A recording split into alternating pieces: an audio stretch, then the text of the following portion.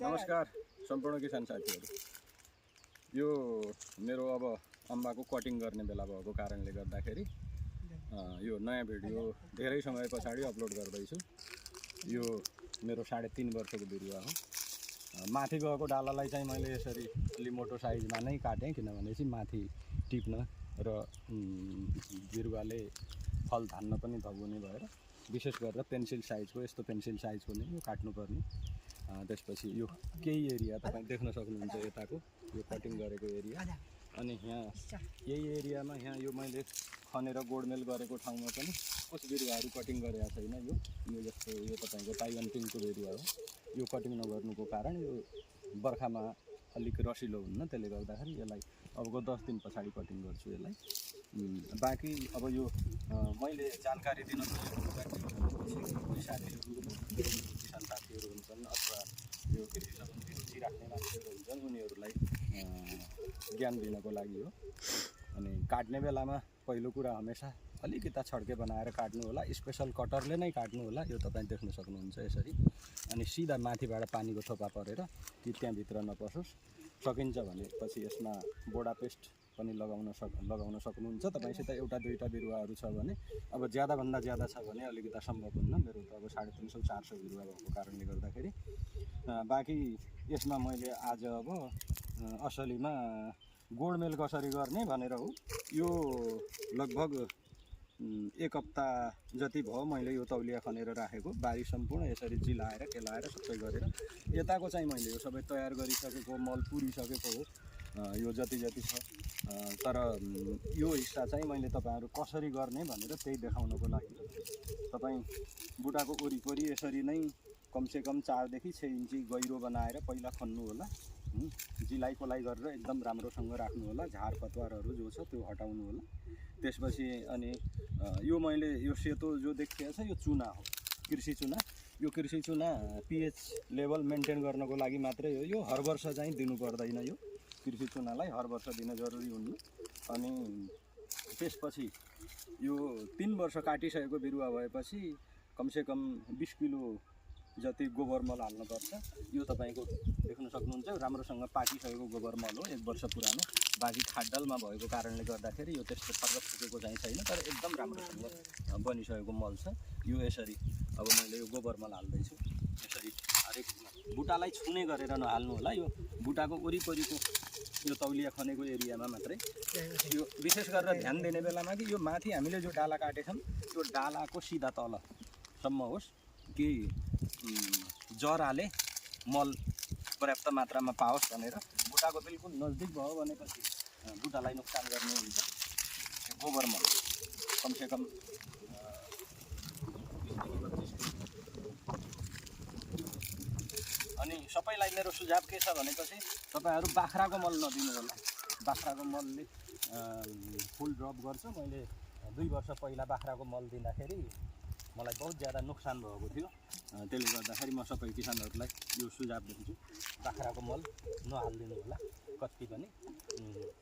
यसरी गोबर मल नै हाल्ने गर्नु होला। कमसेकम पनि पर्याप्त मात्रामा 15 देखि 20 किलो गोबर मल होस्। यसरी यो गोबर मल मजासँग हाल्नु होला। त्यसपछि अब तपाईँको यो जस्तो मैले अब गोबर मल हाल्दैछु, त्यसपछि अरू स्टेपहरू बताउँदैछु।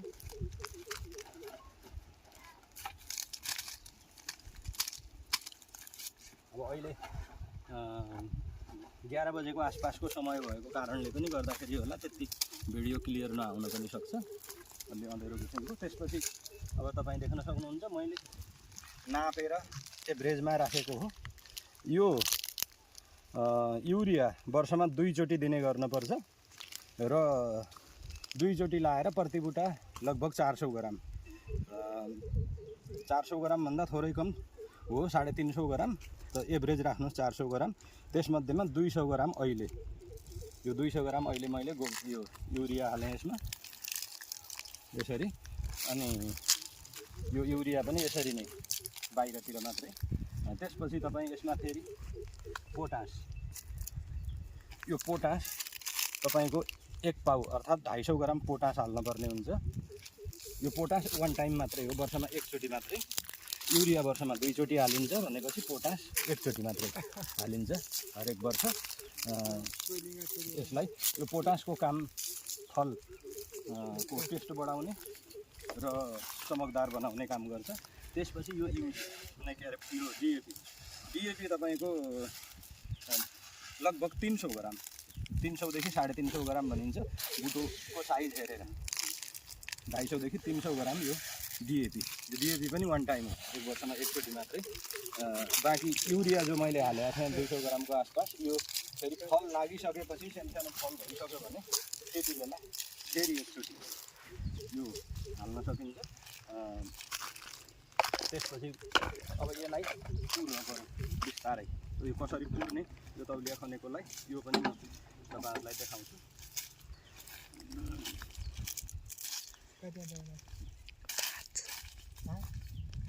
अनि अब यसलाई हेर्नु यसरी यो सबै वरिपरिबाट यो मलहरू सम्पूर्ण टाइम टु टाइम पुर्नुपर्ने हुन्छ। अब तपाईँसित सिँचाइको व्यवस्था कस्तो छ, ड्रिपिङ छ भनेपछि ड्रिपिङकै विधिले गर्नु होला। बाँकी सिँचाइ छ भनेपछि सिँचाइ नै को व्यवस्था गरेको मैले चाहिँ मेरो चाहिँ सिँचाइकै आफैले व्यवस्था गरेको छु। यति गरेपछि तपाईँले मल हालिसकेपछि चाहिँ तुरुन्तै सिँचाइ गर्नुपर्ने हुन्छ।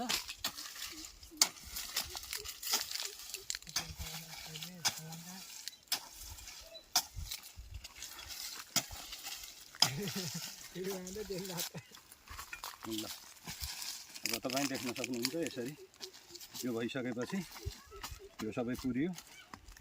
यो अब यो गरेको